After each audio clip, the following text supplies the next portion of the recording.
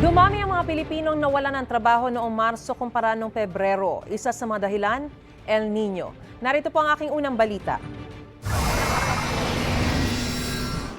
Ayon sa Philippine Statistics Authority o PSA, tumaas ang bilang ng mga Pilipinong nawalan ng trabaho o unemployed. Isa sa pinakatinamaan ang sektor ng agrikultura ngayong March 2024, kasunod ng epekto ng umiiral na El Nino. Samahan pa raw ng African swine fever na tumama sa maraming babuyan sa bansa. Umabot na sa 2 milyong Pilipino o 3.9% ng kabuuang labor force na 51.15 million edad 15 pataas ang walang trabaho.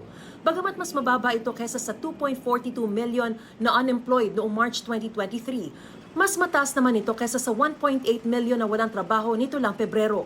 Bukod sa sektor ng agrikultura, apektado rin ang forestry, transportasyon at storage, construction, administrative and support service activities, at human health and social work activities. In the past talagang may ganon. Kasi related ito doon sa production naman.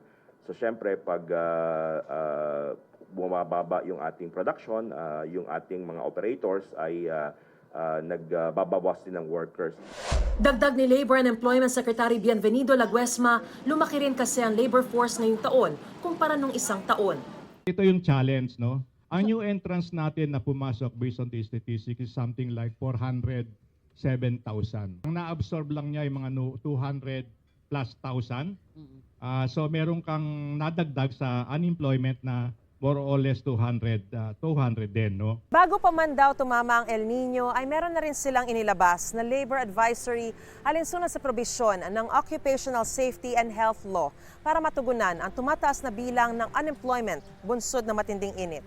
Kasama na dyan yung pagkakaroon ng effective na ventilation, heat insulation, appropriate or angkop na kasuotan, pagdadagdag o adjustment sa kanilang mga breaks, pagkakaloob ng libreng inumin o tubig na adequate para ma-maintain ang hydration level.